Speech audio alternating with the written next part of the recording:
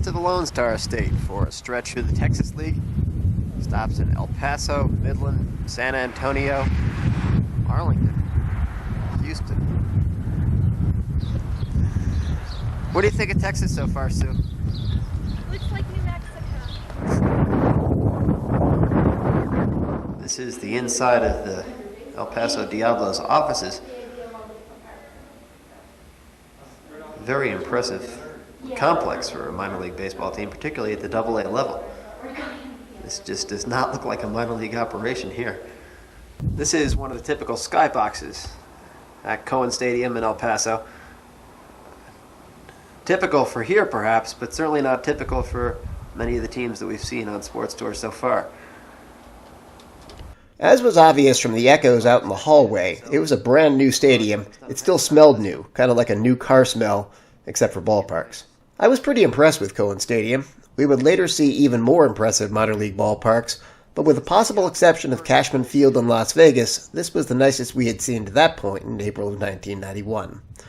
This was a representative skybox, and the front office staff gave us a nice tour around. One of the ironies was that the skybox wasn't really very high off the ground at all. The field was built below ground level to shield the fans from the ever-present West Texas wind.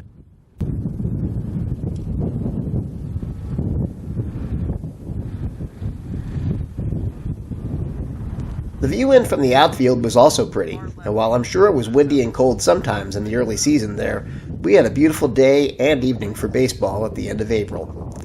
I also recall being impressed by the sheer number of fence signs that the Diablos staff had sold. During my brief and unspectacular career in minor league baseball sales, I think I sold a grand total of 2 fence signs. But the Diablos had sold dozens. They ran the distance of the outfield fence in 2 levels. As nice as it was at the time, though, Cohen Stadium was demolished in 2019, and the AAA El Paso Chihuahuas now play in a much newer downtown ballpark, Southwest University Park. The year before our trip, David Lamb had published an excellent book about minor league baseball. It was called Stolen Season, and his focus had been on the minor league teams that were affiliated with the Milwaukee Brewers then. He had spent some time in El Paso and seen the Diablos in their old stadium, Dudley Field, where he became a fan of the team's PA announcer, Paul Strelzin, and a local tradition. We got a taste of both that night, and Sue captured it on her video. Here we see Ruben Escalera collecting money from the fans after his home run hit. Green is some of it right there. Don't miss them, Rowdy. Right there. Yeah. He'll say thanks.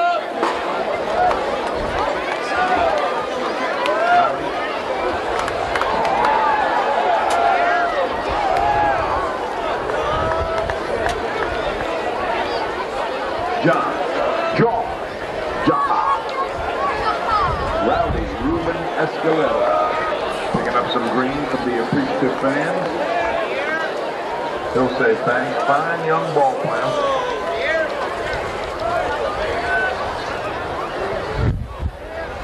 It's the largest scoreboard in minor league history in action here in the 7th inning stretch in El Paso.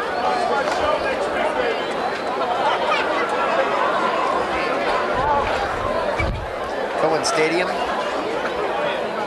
home of the Diablos, where the balls have been blowing out tonight, and the players collected money.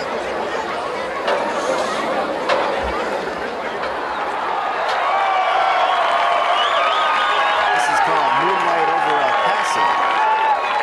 It's a beautiful orange moon coming up over the desert horizon. See in the air is the dust from another El Paso runner scoring. This is certainly one of the higher scoring games we've seen, if not the highest scoring so far. El Paso pasting Wichita 15-4.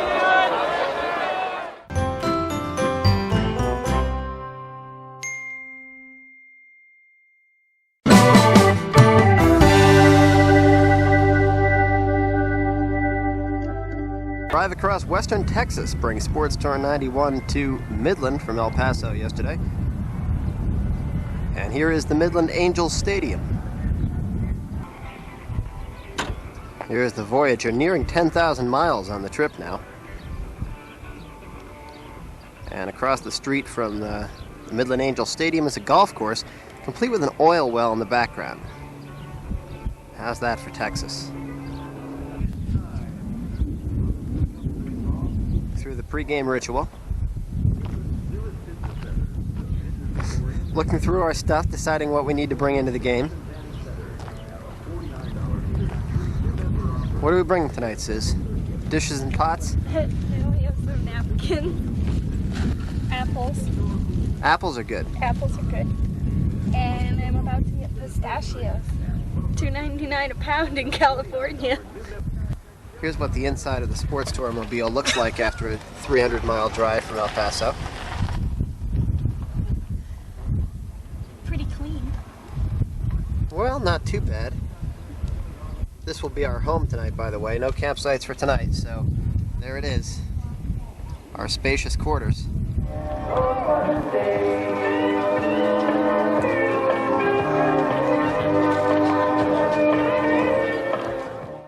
Midland was decidedly more laid back than El Paso had been. That song, Terry Cashman's Talkin' Baseball, was 10 years old, but was still played all over the place that year, and the pace of it seemed to sum up the afternoon at Angel Stadium. It was relaxed, the sun was warm. If you don't get to baseball games for batting practice, you should try it sometime. Field fence here in Midland gives you some idea what the main industry in town is. Midland and Odessa were, and are, oil country, and the big oil companies all had fence signs and box seats to watch the Angels.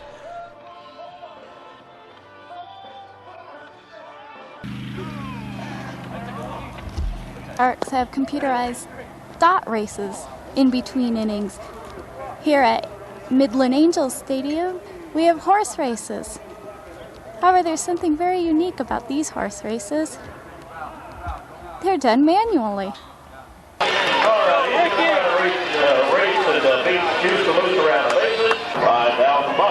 $5,000. All right, let's take it. And here it is.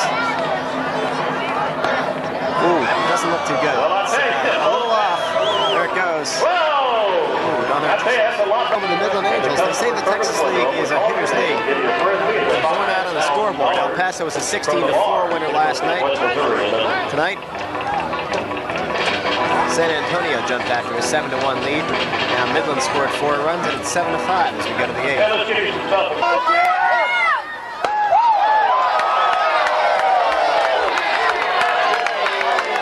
May not be the biggest crowd we've seen so far, but the crowd in Midland certainly is into it as any place we've been at this point. The Angels, having come from 6 runs down in this game, to tie it 7-7.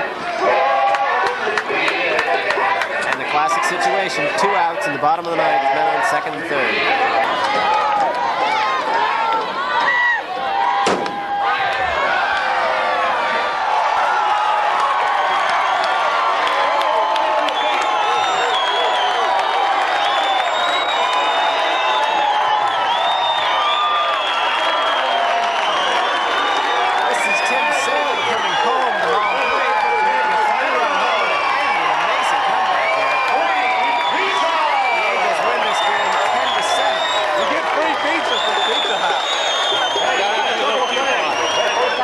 This is the best seat in the house, according to the Midland Angels, and this is a very comfortable seat.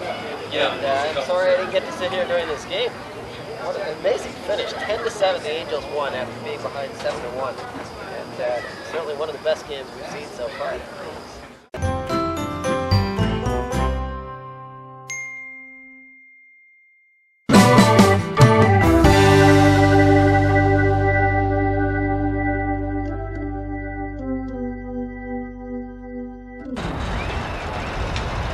Sunset over Fort Worth.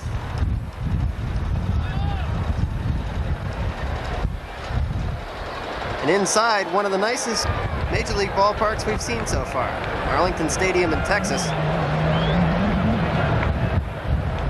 What a nice view. And we were blessed with a pretty good pitching matchup tonight. Jimmy Key is on the mound for Toronto. Blue Jays are in town visiting the Rangers. And we get a chance to see Nolan Ryan, which will be one of the lasting memories, I'm sure, for us on Sports 2021.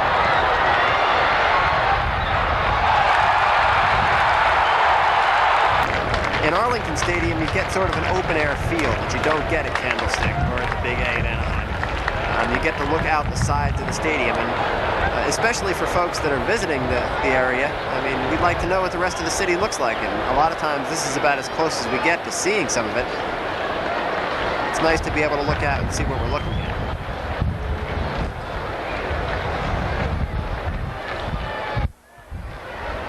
You will get a sense listening to me talking about Arlington Stadium that I was quite taken by the place. It certainly wasn't fancy by any modern standards, and not only has it been replaced as the home of the Rangers, it's now been replaced twice. But I like the ballpark, and I spent the first few innings walking around shooting video. I went downstairs from our seats and got some pictures of the view up. I also went down to the concession area and shot video there.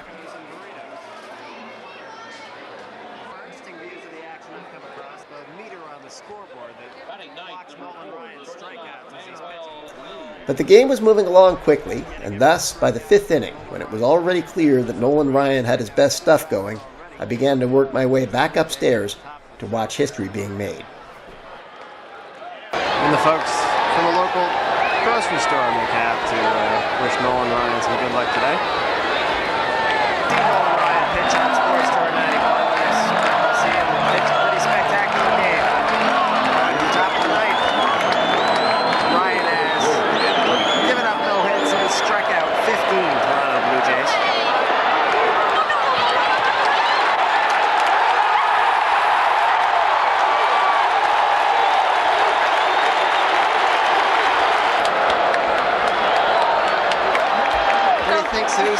Very excited.